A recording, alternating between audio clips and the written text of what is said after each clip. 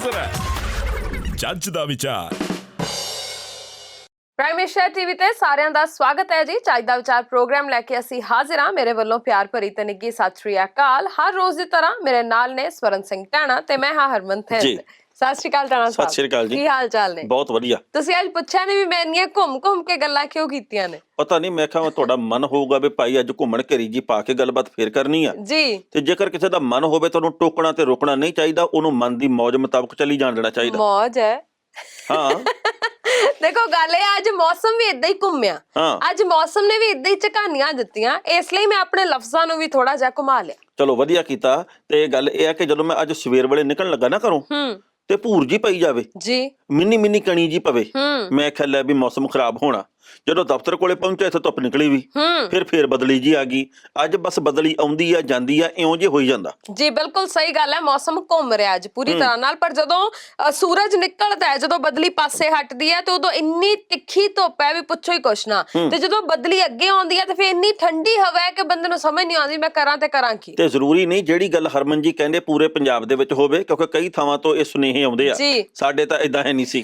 ਸੋ ਇਹ ਜਲੰਧਰ ਦੀ ਗੱਲ ਕਰ ਰਹੇ ਨੇ ਇਸ ਵੇਲੇ। ਜੀ ਬਿਲਕੁਲ। ਤੇ ਟਾਣਾ ਸਾਹਿਬ ਫਿਰ ਹੋਰ ਕੀ ਹਾਲ ਚਾਲ ਨੇ? ਮੈਂ ਬਿਲਕੁਲ ਠੀਕ ਆ ਜੀ। ਪਾਲਾ ਜਾ ਚੜਦਾ ਸੀਗਾ, ਮੈਂ ਕੋਟ ਚੜਨ ਲਗੇ। ਬਿਲਕੁਲ ਸਹੀ। ਆ ਮੈਂ ਆਹ ਝੁੱਲ ਜਾ ਚੜ ਲਿਆ ਤੇ ਮੈਂ ਕਿਹਾ ਵੀ ਹੁਣ ਜਾਂਦੀ ਠੰਡ ਦਾ 2-4 ਵਾਰੀ ਪਾ ਲਈਏ ਤੇ ਵਧੀਆ ਪੈਸਿਆਂ ਦਾ ਮੁੱਲ ਬੜ ਜਾਊਗਾ। ਬਿਲਕੁਲ ਸਹੀ ਗੱਲ ਹੈ। ਤੇ ਆਪਾਂ ਚੱਜ ਦੇ ਵਿਚਾਰ ਦੀ ਪੇਸ਼ਕਾਰੀ ਕਰ ਲਈ। ਦੇਖੋ, ਚੱਜ ਦਾ ਵਿਚਾਰ ਬੜਾ ਸਾਫ਼ ਤੇ ਸਪਸ਼ਟ ਆ ਕਿ ਉਸ ਮਨੁੱਖ ਦਾ, ਉਸ ਬੰਦੇ ਦਾ, ਉਸ ਵਿਅਕਤੀ ਦਾ ਮੁਕਾਬਲਾ ਕਦੇ ਵੀ ਕੋਈ ਵੀ ਨਹੀਂ ਕਰ ਸਕਦਾ ਜਿਹਦੇ ਕੋਲ ਸਬਰ ਦੀ ਤਾਕਤ ਹੈ। ਵਾਹ ਕਿਆ ਬਾਤ ਹੈ। ਇਹ ਤਾਂ ਅੱਜ ਦੇ ਸੰਦਰਭ ਦੇ ਵਿੱਚ ਵੀ ਢੁਕਦਾ ਚਾਹੀਦਾ ਵਿਚਾਰ। ਸਬਰ ਦੇ ਨਾਲ ਜ਼ਬਰ ਦਾ ਟੱਕਰਾ ਮਨੁੱਖ ਕਰਦਾ ਆਇਆ, ਸਿਆਣੇ ਲੋਕ ਕਰਦੇ ਆਏ ਆ, ਅੱਜ ਵੀ ਕਰ ਰਹੇ ਆ ਤੇ ਪਤਾ ਨਹੀਂ ਕਿੰਨਾ ਕੁ ਸਮਾਂ ਹੋਰ ਕਰਨਾ ਪਊਗਾ। ਪਰ ਗੱਲ ਇਹ ਆ ਵੀ ਜਿਹਦੇ ਕੋਲੇ ਸਬਰ ਆ ਨਾ, ਉਹਦੇ ਕੋਲੇ ਸਾਰਾ ਕੁਝ ਹੀ ਆ। ਕਈ ਵਾਰੀ ਨਾ ਬੰਦੇ ਕਰੋੜਪਤੀ ਹੁੰਦੇ ਆ ਪਰ ਮਰੂ ਫਿਰ ਵੀ ਕਰਦੇ ਆ, ਸਬਰ ਹੈ ਨਹੀਂ, ਨੀਤ ਨਹੀਂ ਰੱਜਦੀ। ਉਦਾਂ ਭਾਵੇਂ ਰੱਜੇ ਹੋਣ, ਬੰਦਿਆਂ ਦੇ ਵੱਖੋ ਵੱਖਰੇ ਤੌਰ ਤਰੀਕੇ ਹੁੰਦੇ ਆ। ਕਈ ਬੰਦੇ ਥੋੜੇ ਕੁ ਨੂੰ ਬਹੁਤਾ ਕਰਕੇ ਜਾਣਦੇ ਆ, ਕਈ ਬਹੁਤੇ ਕੁ ਨੂੰ ਵੀ ਥੋੜਾ ਕਰਕੇ ਜਾਣਦੇ ਆ। ਜੀ, ਬੰਦੇ ਨੂੰ ਸਬਰ ਸੰਤੁਸ਼ਟੀ ਜ਼ਰੂਰ ਆਪਣੇ ਅੰਦਰ ਲੈ ਕੇ ਆਉਣੀ ਚਾਹੀਦੀ ਹੈ, ਕਿਉਂਕਿ ਜਿਹੜੀਆਂ ਤੁਹਾਡੀਆਂ ਇੱਛਾਵਾਂ ਨੇ ਉਹਨਾਂ ਦਾ ਤਾਂ ਅੰਤ ਕਦੇ ਵੀ ਨਹੀਂ ਹੁੰਦਾ। ਬੰਦਾ ਕਦੇ ਵੀ ਪੂਰਨ ਤੌਰ ਦੇ ਉੱਪਰ ਇਹ ਨਹੀਂ ਕਹਿ ਸਕਦਾ ਵੀ ਮੈਂ 100% ਹਾਂ, ਮੇਰੇ ਕੋਲ ਜਿਹੜੀਆਂ ਚੀਜ਼ਾਂ ਦੀ ਲੋੜ ਸੀ ਉਹ ਸਾਰਾ ਕੁਝ ਹੈਗਾ। ਬੰਦੇ ਦੀ ਕਿਤੇ ਨਾ ਕਿਤੇ ਮੰਗ, ਕਿਤੇ ਨਾ ਕਿਤੇ ਉਹਦੀ ਨੀਤ ਜਿਹੜੀ ਅੱਗੇ ਦੀ ਅੱਗੇ ਵੱਧਦੀ ਰਹਿੰਦੀ ਹੈ। ਸੋ ਗੱਲ ਤਾਂ ਮੁੱਕਦੀ ਆ ਕੇ ਸਬਰ ਦੇ ਉੱਪਰ ਹੈ। ਜੇ ਸਬਰ ਹੈ ਤਾਂ ਸਭ ਕੁਝ ਹੈ ਤੁਹਾਡੇ ਕੋਲ। ਜ਼ਿੰਦਗੀ ਕਦੇ ਵੀ ਤੁਹਾਡੀਆਂ ਇੱਛਾਵਾਂ ਮੁਤਾਬਕ ਨਹੀਂ ਜਿਉਈ ਜਾ ਸਕਦੀ। ਜ਼ਿੰਦਗੀ ਦੇ ਵਿੱਚ ਕੁਝ ਨਾ ਕੁਝ ਘਾਟਵਾਦ ਰਹਿੰਦੀ ਹੈ ਤੇ ਜਿਵੇਂ ਵੀ ਹੈ ਅਸੀਂ ਇਹਨੂੰ ਹੀ ਸੰਪੂਰਨ ਮੰਨ ਕੇ ਅੱਗੇ ਵਧੀਏ। ਬਿਲਕੁਲ ਸਹੀ। ਤੇ ਹੁਣ ਮੇਰੇ ਵਾਲਾ ਚਾਹੀਦਾ ਵਿਚਾਰ ਪੇਸ਼ ਕਰੀਏ। ਟਾਣਾ ਸਾਹਿਬ ਕਹਿੰਦੇ ਨੇ ਕਿ ਬਹੁਤਾ ਸੋਚਣ ਦੀ ਜ਼ਰੂਰਤ ਨਹੀਂ, ਭੋਰਾ ਵੀ ਸੋਚਣ ਦੀ ਲੋੜ ਨਹੀਂ। ਲੋਕਾਂ ਦੀ ਤਾਂ ਆਦਤ ਹੈ ਸਾਹਮਣੇ ਸਲਾਮ ਤੇ ਪਿੱਛੇ ਬਦਨਾਮ ਕਰਨ ਦੀ। ਬਹੁਤ ਵਧੀਆ, ਬਿਲਕੁਲ ਸਹੀ ਗੱਲ ਆ। ਲੋਕ ਇਉਂ ਹੀ ਕਰਦੇ, ਕਈ ਸਾਰਿਆਂ ਨੂੰ ਤਾਂ ਆਪਾਂ ਇੱਕੋ ਰਸੇ ਨਹੀਂ ਬਣਦੇ। ਹਰ ਬੰਦਾ ਵੱਖੋ ਵੱਖਰੀ ਤਰ੍ਹਾਂ ਦਾ ਹੁੰਦਾ। ਇਹ ਦੁਨੀਆ ਨਾ, ਸਿਆਣੇ ਕਹਿੰਦੇ ਹੁੰਦੇ ਵੀ ਵਣ ਦੀ ਲੱਕੜੀ ਆ। ਜ਼ਰੂਰੀ ਨਹੀਂ ਕਿ ਮੇਰੀ ਗੱਲ ਸਭ ਨੂੰ ਪਸੰਦ ਹੋਵੇ, ਕਿਸੇ ਦੀ ਗੱਲ ਮੈਨੂੰ ਪਸੰਦ ਹੋਵੇ। ਕੋਈ ਕਿਸੇ ਦੀ ਗੱਲ ਨੂੰ ਬਹੁਤ ਪਸੰਦ ਕਰਦਾ, ਕੋਈ ਕਿਸੇ ਨੂੰ ਭੋਰਾ ਨਹੀਂ ਪਸੰਦ ਕਰਦਾ। ਸੋ ਜਿਹੜੇ ਲੋਕ ਮੂੰਹ ਦੇ ਉੱਤੇ ਕਹਿੰਦੇ ਵੀ ਬਾਈ ਤੂੰ ਕਮਾਲ ਆ, ਆਪਾਂ ਤੇਰੇ ਨਾਲ ਆ, ਤੂੰ ਹੈਗਾ ਭਰਾਵਾਂ ਵਰਗਾ, ਤੇਰੇ ਵਿੱਚ ਤਾਂ ਬਾਈ ਜੀ ਕੋਈ ਆਕੜ ਫਾਕੜ ਹੈ ਹੀ ਨਹੀਂ, ਤੂੰ ਤਾਂ ਦੇਵਤਾ ਬੰਦਾ, ਪੈਟ ਕਮਾਉਂਦੇ ਆ। ਉਹ ਕਹਿੰਦੇ ਓਏ ਕੋਈ ਬੰਦਾ, ਓਏ ਤਾਂ ਝਾਵਾਂ ਹੀ ਆ, ਉਦੋਂ ਐ ਕਹਿਣ ਲੱਗ ਜਾਂਦੇ ਆ। ਇਸ ਕਰਕੇ ਭਾਈ ਕੋਈ ਗੱਲ ਨਹੀਂ, ਜੇ ਤੁਹਾਨੂੰ ਪਤਾ ਵੀ ਹੋਵੇ ਨਾ ਕਿ ਫਲਾਣਾ ਬੰਦਾ ਮੇਰੇ ਖਿਲਾਫ ਬੋਲਦਾ, ਤੁਹਾਨੂੰ ਸੂਚਨਾ ਮਿਲ ਜੇ, ਜਾਣਕਾਰੀ ਮਿਲ ਜੇ ਕਿ ਉਹ ਬੰਦਾ ਮੇਰੇ ਹੱਕ 'ਚ ਨਹੀਂ, ਕੋਈ ਗੱਲ ਨਹੀਂ, ਪਰਵਾਹ ਨਾ ਕਰਿਆ ਕਰੋ, ਐ ਚੱਲਦਾ ਹੀ ਹੁੰਦਾ। ਔਰ ਇਹਦੇ 'ਚੋਂ ਇੱਕ ਚਾਹੀਦਾ ਵਿਚਾਰ ਹੋਰ ਨਿਕਲ ਕੇ ਸਾਹਮਣੇ ਆਉਂਦਾ। ਅਸੀਂ ਅਕਸਰ ਲੋਕਾਂ ਦੀ ਗੱਲ ਕਰਦੇ ਆ, ਪਰ ਇਹ ਲੋਕ ਵੀ ਤਾਂ ਸਾਡੇ ਤੁਹਾਡੇ ਨਾਲ ਹੀ ਬਣਦੇ ਨੇ ਨਾ। ਅਸੀਂ ਜੇਕਰ ਇਹ ਕਹਿੰਦੇ ਆ ਕਿ ਲੋਕ ਜਿਹੜੇ ਨੇ ਉਹ ਪਿੱਠ ਘੁਮਾਉਂਦੇ ਤੁਹਾਡੀ ਬਦਖੋਈ ਕਰਨ ਲੱਗ ਜਾਂਦੇ ਨੇ, ਤੇ ਅਸੀਂ ਆਪਣੇ ਅੰਦਰ ਵੀ ਇਹ ਤਬਦੀਲੀ ਲੈ ਕੇ ਆਈਏ ਵੀ ਅਸੀਂ ਵੀ ਕਿਸੇ ਨਾਲ ਇਦਾਂ ਨਾ ਕਰੀਏ। ਅਸੀਂ ਵੀ ਆਪਣੇ ਉੱਤੇ ਇਸ ਗੱਲ ਨੂੰ ਲਾਗੂ ਕਰੀਏ ਕਿ ਪਿੱਠ ਘੁਮਾਉਂਦੇ ਆ, ਮੂੰਹ ਘੁਮਾਉਂਦੇ ਆ, ਅਸੀਂ ਵੀ ਝੂਠ ਕੁਫਰ ਤੋਲਣਾ ਸ਼ੁਰੂ ਨਾ ਕਰਿਆ ਕਰੀਏ। ਜੋ ਹੈ ਜਿਵੇਂ ਹੈ ਉਹਨੂੰ ਉਦਾਂ ਹੀ ਪੇਸ਼ ਕਰਨ ਦੀ ਆਦਤ ਪਾਈਏ। ਬਿਲਕੁਲ ਸਹੀ ਗੱਲ। ਲੋ ਹਰਮਨ ਜੀ, ਜਿਹੜੀ ਪੌਪ ਗਾਇਕਾ ਨਾ, ਸੁਪਰਸਟਾਰ ਪੌਪ ਗਾਇਕਾ ਰਿਹਾਨਾ, ਉਹਦੇ ਵੱਲੋਂ ਵੀ ਕਿਸਾਨ ਅੰਦੋਲਨ ਦੀ ਹਮਾਇਤ ਕੀਤੀ ਗਈ ਆ। ਜਦੋਂ ਉਹਨੇ ਟਵੀਟ ਕਰਕੇ ਗੱਲ ਕਹੀ ਕਿ ਆਪਾਂ ਇਹਨਾਂ ਦੇ ਬਾਰੇ ਕਿਉਂ ਨਹੀਂ ਗੱਲ ਕਰਦੇ, ਨਾਲ ਫੋਟੋ ਲੱਗੀ ਸੀਗੀ ਟਰੈਕਟਰਾਂ ਦੇ ਉੱਤੇ ਕਿਸਾਨ ਬੈਠੇ ਸੀ ਤੇ ਇੱਕ ਉਹਨੇ ਆਰਟੀਕਲ, ਇੱਕ ਖਬਰ ਸਾਂਝੀ ਕੀਤੀ ਆ ਜਿਹਦੇ ਵਿੱਚ ਇੰਟਰਨੈਟ ਬੰਦ ਕੀਤਾ ਗਿਆ ਸਿੰਘੂ ਬਾਕੀ ਵੱਖ-ਵੱਖ ਬਾਰਡਰਾਂ ਦੇ ਉੱਤੇ। ਉਸ ਰਿਪੋਰਟ ਨੂੰ CNN ਦੀ ਉਸ ਰਿਪੋਰਟ ਨੂੰ ਉਹਨੇ ਸਾਂਝੀ ਕੀਤਾ ਤੇ ਉੱਤੇ ਲਿਖਿਆ ਹੋਇਆ ਕਿ ਅਸੀਂ ਇਸ ਗੱਲ ਦੇ ਉੱਤੇ ਕਿਉਂ ਨਹੀਂ ਚਰਚਾ ਕਰਦੇ।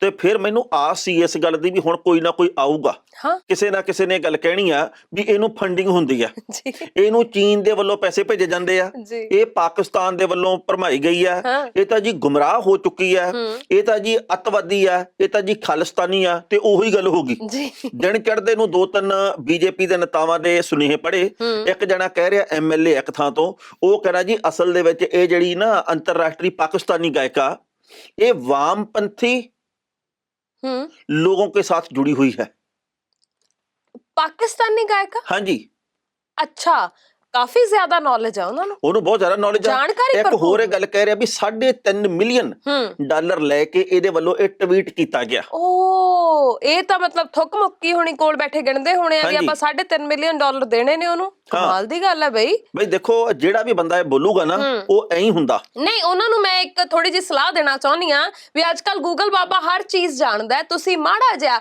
ਅੱਜ ਕੱਲ ਤਾਂ ਤਰਜਮਾ ਵੀ ਹੋ ਜਾਂਦਾ ਹੈ ਅੰਗਰੇਜ਼ੀ ਵਾਲੀਆਂ ਗੱਲਾਂ ਜਿਹੜੀਆਂ ਨੇ ਉਹਨੂੰ ਜਿਹਦੇ ਮਰਜ਼ੀ ਭਾਸ਼ਾ ਦੇ ਵਿੱਚ ਤੁਸੀਂ ਉਹਨੂੰ ਬਦਲ ਕੇ ਤੇ ਪੜ੍ਹ ਸਕਦੇ ਹੋ ਗੂਗਲ ਬਾਬਾ ਸਭ ਕੁਝ ਜਾਣਦਾ ਉੱਥੇ ਜਾ ਕੇ ਰਿਹਾਨਾ ਦਾ ਨਾਮ ਭਰ ਕੇ ਤੇ ਉਹਦੇ ਬਾਰੇ ਚ ਪੜ੍ਹ ਕੇ ਵੇਖਿਓ ਅਸਲ ਦੇ ਵਿੱਚ ਉਹ ਕੌਣ ਹੈ ਤੇ ਉਹਦੇ ਇੱਕ ਸ਼ੋਅ ਦੇ ਉਹ ਕਿੰਨੇ ਪੈਸੇ ਲੈਂਦੀ ਹੈ ਤੇ ਉਹਦੇ ਲਈ 3.5 ਮਿਲੀਅਨ ਡਾਲਰ ਕਿੰਨੇ ਕੁ ਮਾਇਨੇ ਰੱਖਦੇ ਨੇ ਇਹ ਸਾਰੀਆਂ ਗੱਲਾਂ ਘੋਖ ਪੜਤਾਲ ਕਰ ਲਿਓ ਉਸ ਤੋਂ ਬਾਅਦ ਵਿੱਚ ਟਿੱਪਣੀ ਕਰੋ ਤਾਂ ਜ਼ਿਆਦਾ ਵਧੀਆ ਹੋਵੇਗਾ ਬਿਲਕੁਲ ਜੀ ਅੱਜ ਦੀ ਤਰੀਕ ਦੇ ਵਿੱਚ ਜੇਕਰ ਤੁਸੀਂ ਕਿਸਾਨ ਦੀ ਗੱਲ ਕਰੋਗੇ ਤਾਂ ਤੁਸੀਂ ਅੱਤਵਾਦੀ ਅਖਵਾਓਗੇ ਦੁਨੀਆ ਭਰ ਦੇ ਮੀਡੀਆ ਨੂੰ ਦਿਸ ਰਿਹਾ ਕਿ ਕਿਸਾਨੀ ਨਾਲ ਧੱਕਾ ਹੋ ਰਿਹਾ ਦੁਨੀਆ ਭਰ ਦੀਆਂ ਮਸ਼ਹੂਰ ਹਸਤੀਆਂ ਨੂੰ ਇਹ ਦਿਸ ਰਿਹਾ ਕਿ ਇਹ ਕਿਸਾਨੀ ਨਾਲ ਧੱਕਾ ਕੀਤਾ ਜਾ ਰਿਹਾ ਪਰ ਇੱਥੇ ਬੈਠੇ ਜਿਹੜੇ ਚਿੱਕੜ ਚੌਧਰੀ ਆ ਉਹਨਾਂ ਨੂੰ ਕੁਝ ਨਹੀਂ ਦਿਸਦਾਗਾ ਉਹਨਾਂ ਦੀ ਪੂਛ ਆ ਜਿਹੜੀ ਉਹ ਇਸ ਗੱਲ ਦੇ ਵਿੱਚ ਹੀ ਲੱਗੀ ਰਹਿਣੀ ਆ ਵੀ ਭਾਈ ਆਪਾਂ ਇਹਨਾਂ ਨੂੰ ਅੱਤਵਾਦੀ ਆਖ ਦਿੰਨੇ ਆ ਆਪਾਂ ਇਹਨਾਂ ਨੂੰ ਨਕਸਲੀ ਆਖੀਏ ਆਪਾਂ ਮਾਓਵਾਦੀ ਆਖੀਏ ਇਹ ਰਿਹਾਨਾ ਦੇ ਪਿੱਛੇ ਵੀ ਪੈ ਗਏ ਪਰ ਉਹ ਟਿੱਚ ਜਾਣਦੀ ਆ 10 ਕਰੋੜ ਫਾਲੋਅਰ ਆ ਉਹਦਾ ਜੀ ਬਿਲਕੁਲ ਟੈਣਾ ਸਾਹਿਬ ਪੂਰੀ ਦੁਨੀਆ ਦੇ ਵਿੱਚ ਬੀਬੀ ਦਾ ਨਾਮ ਹੈ ਔਰ ਮਿਹਨਤ ਸਦਕਾ ਉਹਨੇ ਨਾਮ ਕਮਾਇਆ ਹੈ 550 ਮਿਲੀਅਨ ਡਾਲਰ ਦੀ ਨੈਟਵਰਥ ਤੋਂ ਵੀ ਜ਼ਿਆਦਾ ਹੈ ਉਹਦੀ ਉਹ ਇਹਨਾਂ ਨੂੰ ਕੀ ਜਾਣਦੀ ਹੈ ਮਤਲਬ ਹੱਦ ਹੁੰਦੀ ਹੈ ਬੰਦਾ ਇਹੀ ਸੋਚ ਲਵੇ ਕਿ ਜਦੋਂ ਜੇਕਰ ਰਿਹਾਨਾ ਨੇ ਉਸ ਬਾਰੇ ਗੱਲ ਕੀਤੀ ਹੈ ਤੇ ਦਾ ਮਤਲਬ ਇਹ ਵੀ ਹੈ ਕਿ ਜੋ ਉਹਦੇ ਉੱਪਰ ਪ੍ਰਤੀਕਿਰਿਆ ਦਿੱਤੀ ਜਾਊਗੀ ਉਹਨੂੰ ਉਹਦੇ ਬਾਰੇ ਚ ਵੀ ਪਤਾ ਲੱਗੂਗਾ ਬੰਦਾ ਇਹੀ ਸੋਚ ਲਵੇ ਆਪਣੀ ਅਕਲ ਦੀ ਨੁਮਾਇਸ਼ ਕਰਨ ਤੋਂ ਪਹਿਲਾਂ ਕਿ ਜਦੋਂ ਬੀਬੀ ਇਹ ਪੜੂਗੀ ਕਿ ਮੇਰੇ ਬਾਰੇ ਆ ਕੁਝ ਕਿਹਾ ਜਾ ਰਿਹਾ ਵੀ 3.5 ਮਿਲੀਅਨ ਡਾਲਰ ਤੇ ਪਾਕਿਸਤਾਨੀ ਗਾਇਕਾ ਤੇ ਉਹ ਕੀ ਸੋਚੂਗੀ ਤੇ ਕਿੰਨਾ ਕੁ ਨੂੰ ਹਾਸਾ ਆਊਗਾ ਤੇ ਕਿੰਨਾ ਕੋਈ ਨਾ ਚਿੱਕੜ ਚੌਧਰੀਆਂ ਬਾਰੇ ਚ ਜਾਣ ਸਕੂਗੀ ਮਤਲਬ ਉਹਨੂੰ ਵੀ ਤਾਂ ਪਤਾ ਲੱਗੂਗਾ ਨਾ ਵੀ ਕਿਹੋ ਜਿਹੇ ਲੋਕ ਨੇ ਕੀ ਸੋਚਦੇ ਨੇ ਕਿੱਥੇ ਕੁ ਸੋਚ ਖੜੀ ਹੈ ਸੋ ਨੁਮਾਇਸ਼ ਤਾਂ ਨਾ ਕਰੋ ਇਸ ਕਰਕੇ ਭਾਈ ਗੱਲ ਇਹ ਅਸਲ ਦੇ ਵਿੱਚ ਕਿ ਹੱਕ ਸੱਚ ਦੀ ਬਾਤ ਪਾਓ ਸਭ ਨੂੰ ਪਾਉਣੀ ਚਾਹੀਦੀ ਆ ਹੋਰ ਵੀ ਬਹੁਤ ਸਾਰੇ ਮਸ਼ਹੂਰ ਲੋਕਾਂ ਦੇ ਵੱਲੋਂ ਟਿੱਪਣੀਆਂ ਕੀਤੀਆਂ ਜਾ ਰਹੀਆਂ ਇਸ ਅੰਦੋਲਨ ਦੇ ਮੁਤਲਕ ਕਿਸਾਨੀ ਦੇ ਹੱਕ ਦੇ ਵਿੱਚ ਸਰਕਾਰ ਦੇ ਉੱਤੇ ਸਵਾਲ ਖੜੇ ਕੀਤੇ ਜਾ ਰਹੇ ਆ ਹੁਣ ਤਾਂ ਇਹ ਵੀ ਗੱਲ ਕਹੀ ਗਈ ਆ ਕੁਝ ਕਲਾਕਾਰਾਂ ਦੇ ਵੱਲੋਂ ਕਿ ਜਸਟਨ ਬੀਬਰ ਨੂੰ ਵੀ ਤੇ ਲੇਡੀ ਗਾਗਾ ਨੂੰ ਵੀ ਉਹਨਾਂ ਨੂੰ ਵੀ ਇਸ ਮਸਲੇ ਦੇ ਉੱਤੇ ਟਿੱਪਣੀ ਕਰਨੀ ਚਾਹੀਦੀ ਆ ਤੇ ਸ਼ਾਇਦ ਉਹ ਕਰ ਵੀ ਦੇਣ ਜੀ ਬਿਲਕੁਲ ਔਰ ਗ੍ਰੇਟਾ ਥਨਬਰਗ ਨੇ ਵੀ ਕੀਤੀ ਹੈ ਇਹ ਬਹੁਤ ਨਿੱਕੀ ਜੀ ਉਮਰ ਦੀ ਕੁੜੀ ਹੈ ਹੋ ਸਕਦਾ ਹੈ ਕਿ ਇਹਨੂੰ ਵੀ ਕਹਿ ਦੇਣ ਵੀ ਇਹ ਚੀਨ ਤੋਂ ਆਈ ਹੈ ਪਾਕਿਸਤਾਨੀ ਹੈ ਖਾਲਿਸਤਾਨੀ ਹੈ ਇਹ ਮਾਓਵਾਦੀ ਹੈ ਨਕਸਲੀ ਹੈ ਕੁਝ ਵੀ ਕਿਹਾ ਜਾ ਸਕਦਾ ਹੈ ਉਹਦੇ ਬਾਰੇ ਚ ਹੋ ਸਕਦਾ ਹੈ ਜਾਣਦੇ ਨਾ ਹੁਣ ਮੈਂ ਦੱਸ ਦਵਾਂ ਥੋੜਾ ਜਿਹਾ ਕਿ ਇਹ ਜਿਹੜੀ ਬੱਚੀ ਹੈ ਇਹਨੇ এনवायरमेंट ਦੇ ਉੱਪਰ ਯਾਨੀ ਵਾਤਾਵਰਣ ਦੇ ਉੱਪਰ ਇਹ ਬਹੁਤ ਜ਼ਿਆਦਾ ਚਿੰਤਾ ਸਮੇਂ-ਸਮੇਂ ਦੇ ਉੱਪਰ ਜ਼ਾਹਰ ਕਰਦੀ ਰਹਿੰਦੀ ਹੈ ਔਰ ਇਹਨੇ ਇੱਕ ਬਹੁਤ ਸਪੀਚ ਵੱਡੀ ਜਿਹੜੀ ਸਪੀਚ ਆ ਉਹ ਦਿੱਤੀ ਸੀ ਇਸ ਮਾਮਲੇ ਦੇ ਉੱਪਰ ਜਿਹੜੀ ਕਿ ਉਸ ਵੇਲੇ ਬਹੁਤ ਜ਼ਿਆਦਾ ਸੁਰਖੀਆਂ ਦੇ ਵਿੱਚ ਰਹੀ ਸੀ ਬਹੁਤ ਅੱਗੇ ਤੋਂ ਅੱਗੇ ਵਧੀ ਸੀ ਸੋ ਇਹ ਬੱਚੀ ਨੇ ਵੀ ਇਸ ਬਾਬਤ ਗੱਲਬਾਤ ਕੀਤੀ ਹੈ ਔਰ ਟਿੱਪਣੀ ਕੀਤੀ ਹੈ ਬਹੁਤ ਚੰਗੀ ਗੱਲ ਆ ਬਈ ਜੇਕਰ ਬੱਚੇ ਵੀ ਟਿੱਪਣੀਆਂ ਕਰ ਰਹੇ ਆ ਸਿਆਣੇ ਵੀ ਕਰ ਰਹੇ ਆ ਜਿਨ੍ਹਾਂ ਨੂੰ ਅਸੀਂ ਸਿਆਣੇ ਮੰਨ ਕੇ ਵੋਟਾਂ ਪਾਉਣੀ ਆ ਉਹ ਕਿਉਂ ਨਹੀਂ ਸੋਚਦੇ ਫਿਕਰ ਕਰਨ ਵਾਲੀ ਗੱਲ ਸਿਰਫ ਇਹ ਆ ਜੀ ਔਰ ਹੁਣ ਟਵਿੱਟਰ ਫਰੋਲ ਕੇ ਵੇਖ ਲਿਓ ਇਹ ਤਾਂ ਦੋ ਨਾਂ ਅਸੀਂ ਲਏ ਨੇ ਇਸ ਤੋਂ ਇਲਾਵਾ ਹੋਰ ਬਹੁਤ ਸਾਰੇ ਹਾਲੀਵੁੱਡ ਦੇ ਨਾਲ ਜੁੜੇ ਹੋਏ ਹੋਰ ਬਹੁਤ ਸਾਰੇ ਬਾਹਰਲੇ ਮੁਲਕਾਂ ਦੇ ਨਾਲ ਜੁੜੇ ਹੋਏ ਜਿਹੜੇ ਲੋਕ ਨੇ ਚਾਹੇ ਉਹ ਰਾਜਨੀਤੀਵਾਨ ਹੋਣ ਚਾਹੇ ਉਹ ਗਾਇਕ ਹੋਣ ਚਾਹੇ ਅਦਾਕਾਰ ਹੋਣ ਉਹ ਵੀ ਇਸ ਬਾਬਤ ਟਿੱਪਣੀਆਂ ਕਰ ਰਹੇ ਨੇ ਹੁਣ ਇਹ ਹਿਸਾਬ ਲਾ ਲੈਣ ਵੀ ਕਿਹਨੂੰ ਇਹਨਾਂ ਨੇ ਕਿਹੜਾ ਸਰਟੀਫਿਕੇਟ ਜਾਰੀ ਕਰ ਰਿਹਾਨਾ ਤਾਂ ਬੈਠੀ ਬਾਹਰਲੇ ਮੁਲਕ ਦੇ ਵਿੱਚ ਆ ਨਹੀਂ ਤਾਂ ਇੱਧਰ ਲੈਣੇ ਤਾਂ ਉਹਦੀ ਰਿਪੋਰਟ ਕਰ ਦੇਣੀ ਸੀ ਵੀ ਭਾਈ ਇਹ ਤਾਂ ਲੋਕਾਂ ਨੂੰ ਉਕਸਾਉਣ ਲੱਗੀ ਆ ਦੇਸ਼ ਨੂੰ ਭੜਕਾਉਣ ਲੱਗੀ ਆ ਇਸ ਕਰਕੇ ਦਾ ਟਵਿੱਟਰ ਖਾਤਾ ਜਾਂ ਬੰਦ ਕਰ ਦਿਓ ਬਿਲਕੁਲ ਸਹੀ ਜੱਜ ਦਾ ਵਿਚਾਰ ਲੋ ਹਰਮਨ ਜੀ ਕਿੱਲਾਂ ਹੋ ਗਈਆਂ ਬਹੁਤ ਵੱਡੀਆਂ ਅੱਗੇ ਤੋਂ ਵੀ ਵੱਡੀਆਂ ਗੱਡਤੀਆਂ ਕਿੱਲਾਂ ਵੱਖ-ਵੱਖ ਬਾਰਡਰਾਂ ਦੇ ਉੱਤੇ ਤੇ ਬੈਰੀਕੇਡ ਲਾਤੇ ਹੋਰ ਬਹੁਤ ਵੱਡੇ ਤੇ ਦਿੱਲੀ ਦੇ ਇੱਕ ਪੁਲਿਸ ਅਧਿਕਾਰੀ ਨੇ ਇਹ ਗੱਲ ਕਹੀ ਆ ਵੀ ਤੁਹਾਨੂੰ ਸਮੱਸਿਆ ਕੀ ਆ ਉਹ ਕਹਿੰਦੇ ਬੈਰੀਕੇਡ ਅਸੀਂ ਲਾਏ ਆ ਤੁਸੀਂ ਸਾਡੇ ਉੱਤੇ ਕਿੰਤੂ ਕਿਹੜੀ ਗੱਲੋਂ ਕਰਦੇ ਆ ਅਸੀਂ ਚਾਹੁੰਦੇ ਆ ਵੀ ਕਿਸਾਨ ਦਿੱਲੀ ਦੇ ਵਿੱਚ ਨਾ ਵੜਨ ਜਦੋਂ ਇਹ 26 ਤਰੀਕ ਨੂੰ ਵੜੇ ਆ ਤੇ ਕਿੰਨੇ ਵੱਡੇ ਪੱਧਰ ਦੇ ਉੱਤੇ ਹਿੰਸਾ ਹੋਈ ਆ ਅਸੀਂ ਨਹੀਂ ਚਾਹੁੰਦੇ ਵੀ ਇਦਾਂ ਹੋਵੇ ਇਸ ਕਰਕੇ ਅਸੀਂ ਇਹ ਸਾਰਾ ਕੁਝ ਕੀਤਾ ਕਿਸੇ ਨੂੰ ਕੋਈ ਸਮੱਸਿਆ ਹੈ ਤਾਂ ਦੱਸੋ ਨਹੀਂ ਮੈਂ ਉਹ ਪੁਲਿਸ ਅਧਿਕਾਰੀ ਨੂੰ ਇੱਕ ਸਵਾਲ ਕਰਨਾ ਚਾਹੁੰਦੀ ਆ ਕਿ ਜਦੋਂ ਤੁਹਾਡੀ ਪੁਲਿਸ ਉੱਥੇ ਮੂਕ ਦਰਸ਼ਕ ਬਣ ਕੇ ਬੈਠੀ ਹੋਈ ਸੀ ਬਹੁਤ ਸਾਰੀਆਂ ਤਸਵੀਰਾਂ ਜਾਰੀ ਹੋਈਆਂ ਨੇ ਜਦੋਂ ਤੁਹਾਡੀ ਪੁਲਿਸ ਉੱਥੇ ਬੈਠੀ ਸਿਰਫ ਤਮਾਸ਼ਾ ਵੇਖ ਰਹੀ ਸੀ ਔਰ ਅੱਗ 'ਚ ਘਿਓ ਪਾਉਣ ਦਾ ਕੰਮ ਕਰ ਰਹੀ ਸੀ ਉਦੋਂ ਆਪਾਂ ਕਿੱਥੇ ਸੀ? ਉਦੋਂ ਨਹੀਂ ਪੁੱਛਿਆ ਤੁਸੀਂ ਵੀ ਪੁਲਿਸ ਵਾਲਿਆਂ ਨੂੰ ਕੀ ਸਮੱਸਿਆ ਹੈ, ਬੈਠੇ ਕੀ ਝਾਕਦੇ ਨੇ ਤੇ ਕੀ ਵੇਖ ਰਹੇ ਨੇ, ਆਪਣਾ ਕੰਮ ਕਿਉਂ ਨਹੀਂ ਕਰ ਰਹੇ?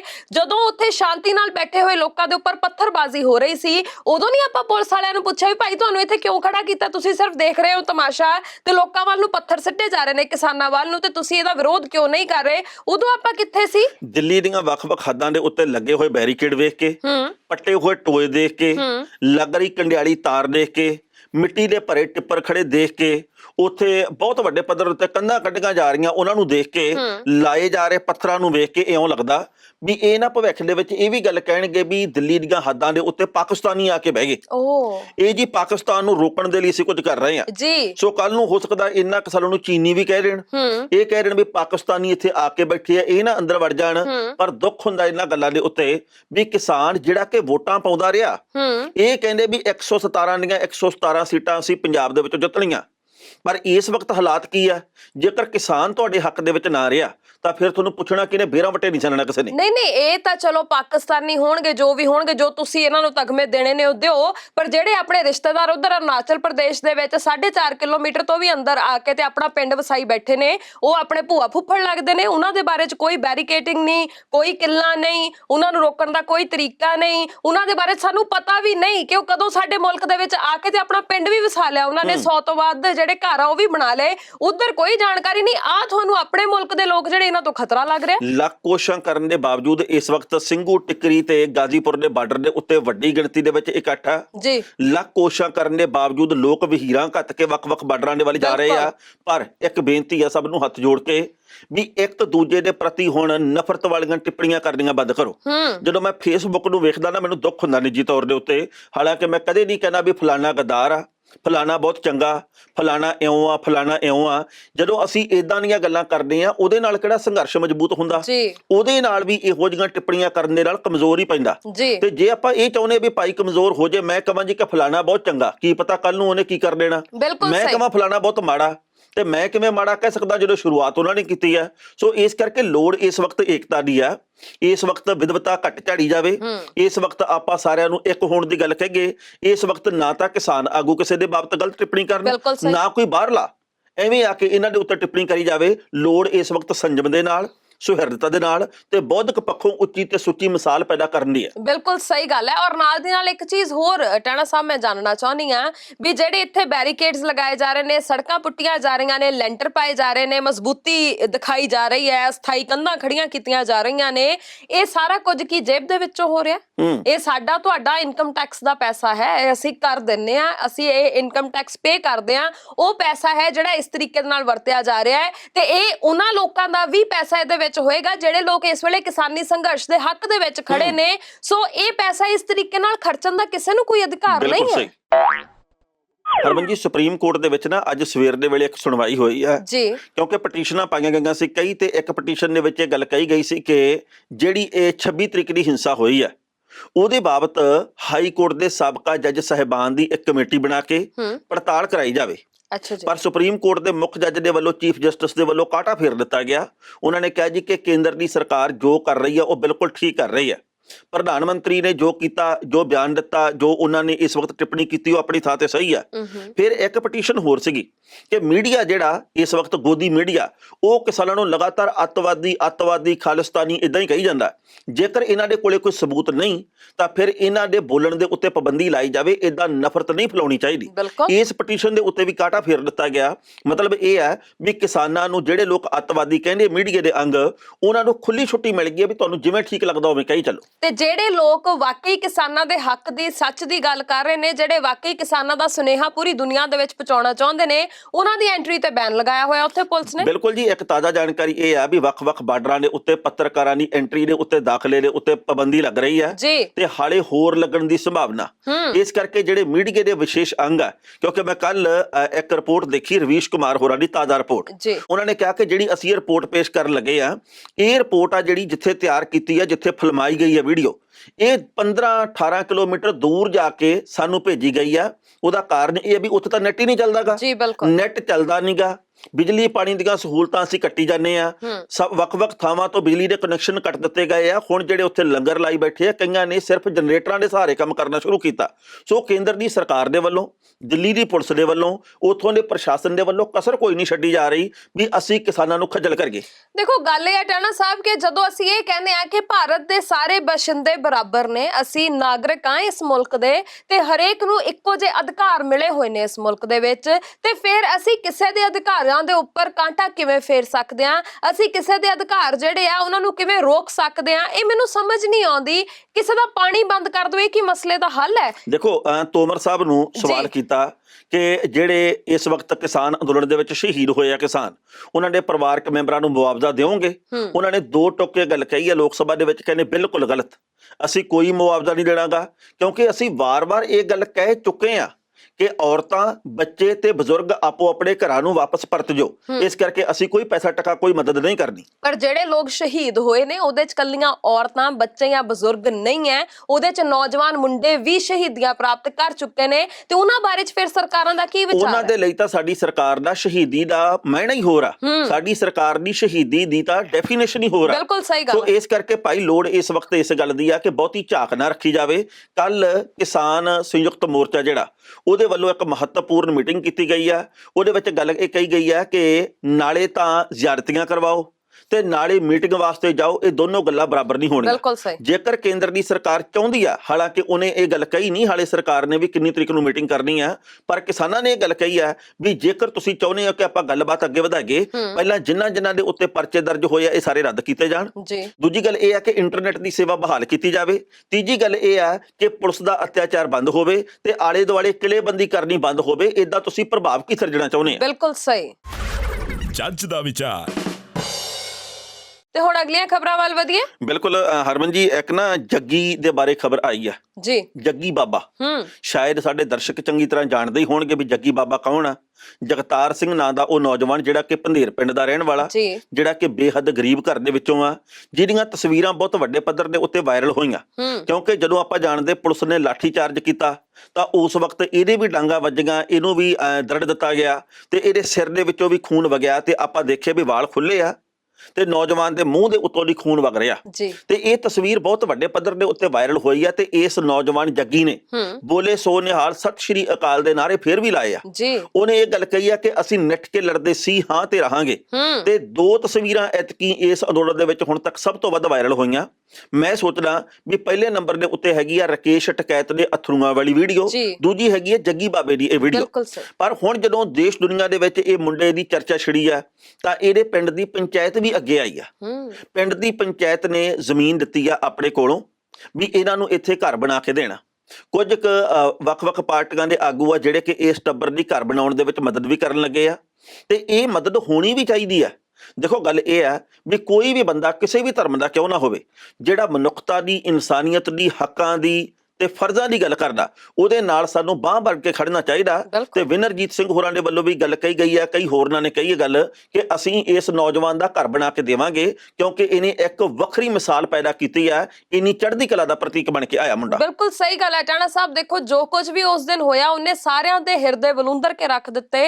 ਹਰ ਬੰਦਾ ਭਾਵੁਕ ਹੋਇਆ ਉਸ ਤਸਵੀਰ ਨੂੰ ਵੇਖ ਕੇ, ਹਰ ਬੰਦਾ ਸੋਚਣ ਲਈ ਮਜਬੂਰ ਹੋਇਆ ਕਿ ਆਖਰਕਾਰ ਇਸ ਨੌਜਵਾਨ ਦੀ ਗਲਤੀ ਕੀ ਸੀ, ਇਹਨੇ ਇਹੋ ਜਿਹਾ ਵੱਡਾ ਕਿਹੜਾ ਗੁਨਾਹ ਕਰ ਦਿੱਤਾ ਸੀ ਕਿ ਇਹਨੂੰ ਇੰਨੀ ਵੱਡੀ ਸਜ਼ਾ ਦਿੱਤੀ ਗਈ। ਹਰ ਬੰਦੇ ਦੇ ਮੂੰਹ ਦੇ ਉੱਪਰ ਸਵਾਲ ਸੀ। ਪਰ ਉਸ ਤੋਂ ਬਾਅਦ ਵਿੱਚ ਚਲੋ ਜਿਵੇਂ ਮੈਂ ਦੇਖਿਆ ਕਿ ਜਦੋਂ ਇਸ ਨੌਜਵਾਨ ਦਾ ਇਲਾਜ ਕੀਤਾ ਗਿਆ, ਜਦੋਂ ਟਾਂਕੇ ਲੱਗੇ ਨੇ, ਜਦੋਂ ਉਹਨਾਂ ਨੂੰ ਠੀਕ ਕੀਤਾ ਗਿਆ, ਉਹ ਸਾਰੀਆਂ ਤਸਵੀਰਾਂ, ਵੀਡੀਓਜ਼ ਜਿਹੜੀਆਂ ਉਹ ਸੋਸ਼ਲ ਮੀਡੀਆ ਤੇ ਬਹੁਤ ਵਾਇਰਲ ਹੋ ਰਹੀਆਂ ਨੇ। ਸੋ ਲੋਕਾਂ ਨੂੰ, ਸਾਨੂੰ, ਤੁਹਾਨੂੰ ਜਿੰਨੀ ਵੀ ਸਾਡੀ ਬਣਦੀ ਕਹਿ ਲਓ ਵੀ ਜਿੰਨਾ ਸਰਦਾ ਹੈ, ਬਣਦਾ ਹੈ, ਜਿੰਨੀ ਕਿ ਸਾਡੀ ਪੁੱਜਤ ਆ, ਉਸ ਹਿਸਾਬ ਦੇ ਨਾਲ ਸਾਨੂੰ ਜ਼ਰੂਰ ਅੱਗੇ ਆਉਣਾ ਚਾਹੀਦਾ ਹਰ ਕਿਸੇ ਨੂੰ। ਅੱਜ ਸਵੇਰ ਦੇ ਵੇਲੇ ਮੈਨੂੰ ਸਾਡੇ ਵਾਲਾ ਰੇਡੀਓ ਦੇ ਗੁਰਪ੍ਰੀਤ ਸਿੰਘ ਦਾ ਫੋਨ ਆਇਆ।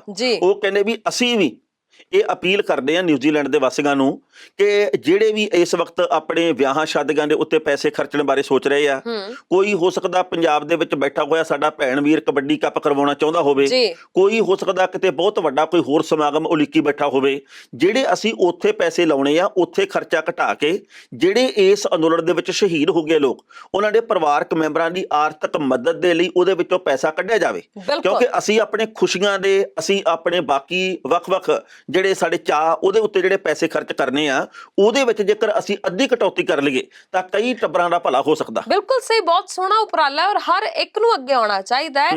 ਕੱਲੇ ਸਿਰਫ ਇੱਕ ਜੱਗੀ ਦੇ ਲਈ ਨਹੀਂ, ਬਲਕਿ ਜਿੰਨੇ ਵੀ ਲੋਕ ਨੇ, ਜਿੰਨੇ ਵੀ ਲੋੜਵੰਦ ਨੇ, ਜਿਨ੍ਹਾਂ ਨੂੰ ਵਾਕਈ ਇਸ ਵੇਲੇ ਜ਼ਰੂਰਤ ਹੈ, ਚਾਹੇ ਕੋਈ ਕਿਸੇ ਵੀ ਧਰਮ, ਜਾਤ, ਬਰਾਦਰੀ ਦੇ ਨਾਲ ਸੰਬੰਧਿਤ ਹੋਵੇ, ਹਰ ਇੱਕ ਦੀ ਮਦਦ ਦੇ ਲਈ ਹਰ ਇੱਕ ਨੂੰ ਅੱਗੇ ਆਉਣਾ ਚਾਹੀਦਾ। ਬਿਲਕੁਲ ਜੀ, ਆਉਣਾ ਚਾਹੀਦਾ ਤੇ ਇਕੱਲਾ ਵਿਖਾਉਣਾ ਨਹੀਂ ਚਾਹੀਦਾ। ਗੱਲ ਅਸਲ ਦੇ ਵਿੱਚ ਇਹ ਵੀ ਹੈ ਵੀ ਭਾਈ ਅਸੀਂ ਜੋ ਕਰਨਾ ਨਾ ਬੰਦ ਮੁੱਠੀ ਦੇ ਨਾਲ ਹੀ ਹੋਣਾ ਚਾਹੀਦਾ। ਮੈਂ ਤਾਂ ਉਹਨਾਂ ਲੋਕਾਂ ਦੇ ਉੱਤੇ ਵੀ ਕਈ ਵਾਰ ਹੈਰਾਨ ਹੁੰਨਾ ਵੀ ਜੇ ਕਿਸੇ ਗਰੀਬ ਬੰਦੇ ਦੀ ਮਦਦ ਕਰਦੇ ਆ ਨਾ, ਇੱਕ ਕੇਲਾ 9 ਜਾਣੇ ਫੜਾਉਂਦੇ ਜਦੋਂ ਉਹਨੂੰ ਵੀ ਭਾਈ ਆ ਜ਼ਰੂਰ ਛਕੀ, ਉਦੋਂ ਹੈਰਾਨੀ ਹੁੰਦੀ ਹੈ ਵੀ ਯਾਰ ਕਿਹੜੀ ਲੰਬੜਦਾਰੀ ਚ ਪਏ ਆ।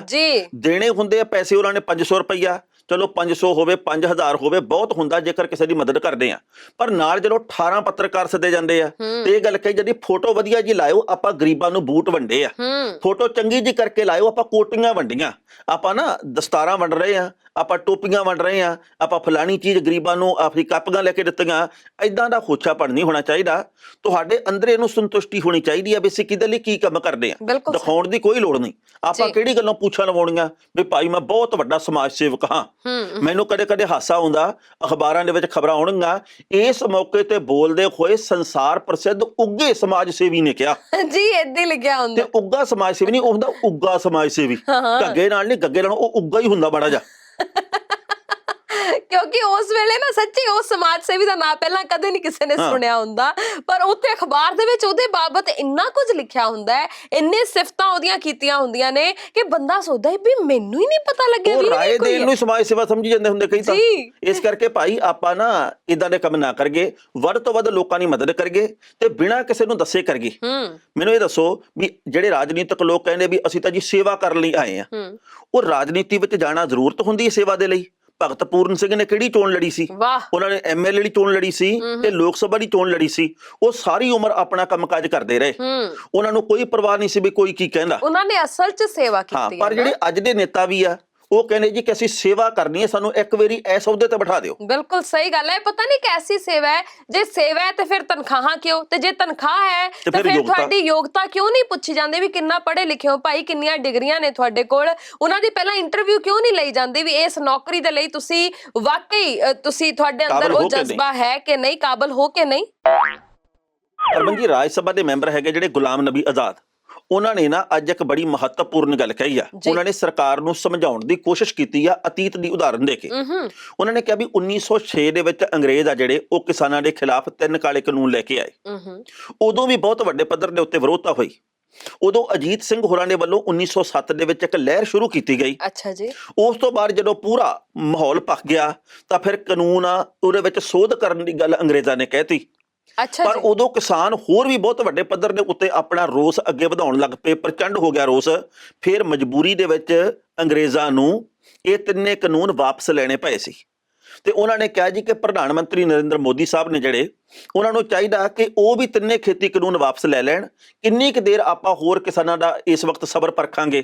ਇੱਕ ਨਾ ਇੱਕ ਦਿਨ ਤਾਂ ਸਬਰ ਦਾ ਭਾਂਡਾ ਫੁੱਟਦਾ ਹੀ ਆ ਨਾ। ਆਪਾਂ ਕਿਹੜੀ ਗੱਲੋਂ ਇਹ ਸਾਰਾ ਕੁਝ ਕਰ ਰਹੇ ਆ?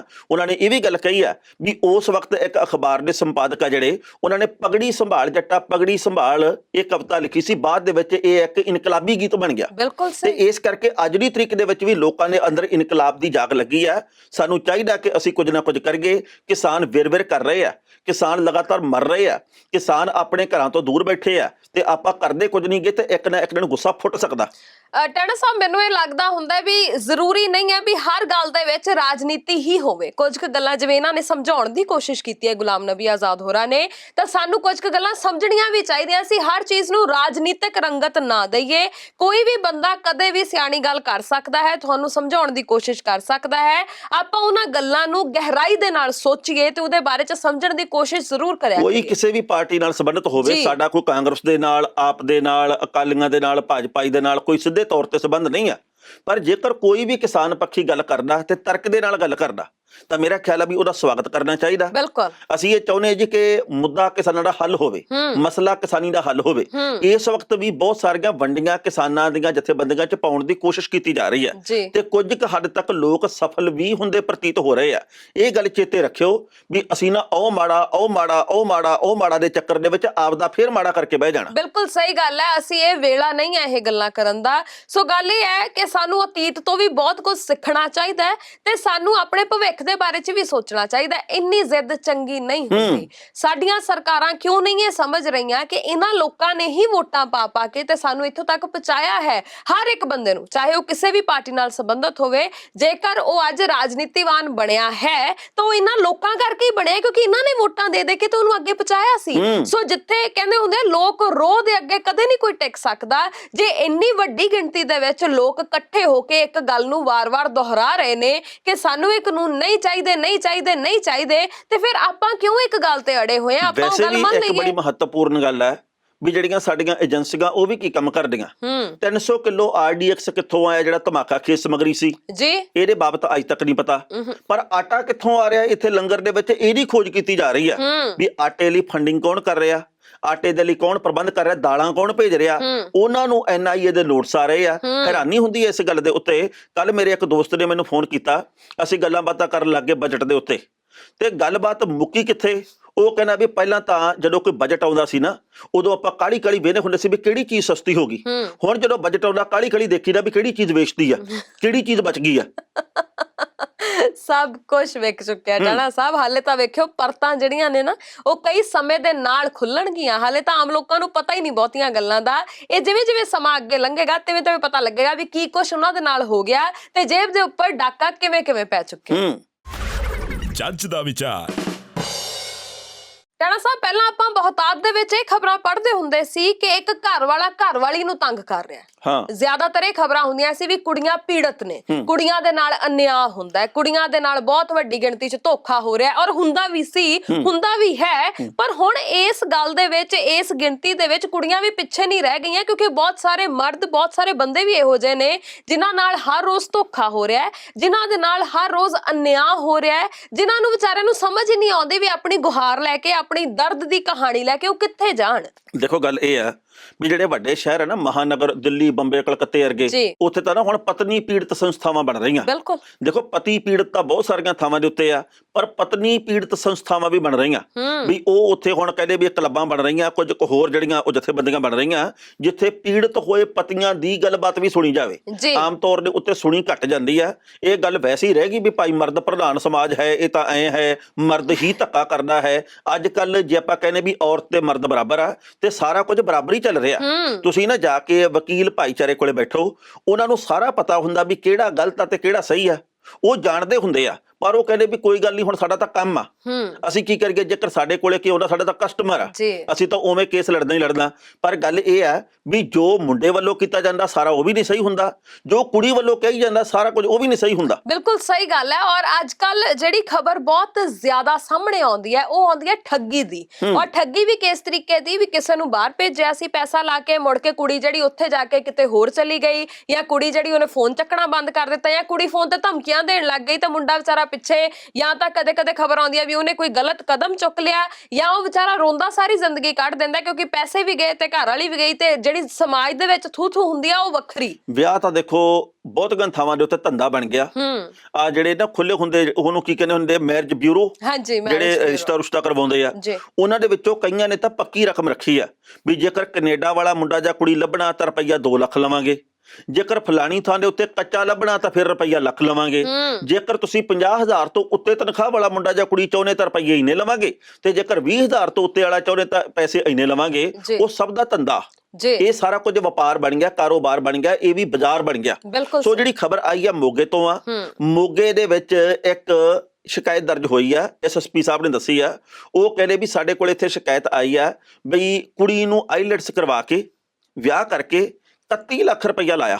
ਉਹ ਕੁੜੀ ਦੇ ਉੱਥੇ ਸਟੱਡੀ ਬੇਸ ਤੇ ਗਈ ਆ, ਪੜ੍ਹਾਈ ਦੇ ਨਾਤੇ ਗਈ ਆ, ਉਹਦੇ ਉੱਥੇ ਰਹਿਣ ਦਾ ਪ੍ਰਬੰਧ ਕੀਤਾ, ਖਾਣ ਪੀਣ ਦਾ ਪ੍ਰਬੰਧ ਕੀਤਾ, ਇੱਥੇ ਆਈਲੈਟਸ ਕਰਵਾਈ ਆ, ਉਹਨੂੰ ਬਾਹਰ ਭੇਜਿਆ, ਫੀਸ ਉਹਦੀ ਸਾਰੀ ਭਰੀ ਆ ਤੇ ਲਗਭਗ 31 ਲੱਖ ਰੁਪਈਆ ਮੁੰਡੇ ਵਾਲਿਆਂ ਦੇ ਕਹਿਣ ਦੇ ਮੁਤਾਬਕ ਸਾਡਾ ਖਰਚ ਆ ਗਿਆ ਜੀ। ਪਰ ਕਹਿੰਦੇ ਵੀ ਜਦੋਂ ਕੁੜੀ ਉੱਥੇ ਪਹੁੰਚ ਗਈ ਤਾਂ ਪਹਿਲੇ ਮਹੀਨੇ ਦੇ ਵਿੱਚ ਉਹਨੇ ਇਹ ਗੱਲ ਕਹਿਣੀ ਸ਼ੁਰੂ ਕਰਤੀ ਵੀ ਮੈਨੂੰ ਫੋਨ ਕਰਨ ਦੀ ਲੋੜ ਨਹੀਂਗੀ, ਜੇ ਮੈਨੂੰ ਵਾਰ-ਵਾਰ ਫੋਨ ਕੀਤਾ ਮੈਂ ਪੁਲਿਸ ਨੂੰ ਫੜਾ ਦੇਣਾ ਤੁਹਾਨੂੰ, ਤੁਸੀਂ ਮੈਨੂੰ ਕਰਦੇ ਪਰੇਸ਼ਾਨ, ਮੇਰਾ ਤੁਹਾਡੇ ਨਾਲ ਕੋਈ ਸੰਬੰਧ ਨਹੀਂ।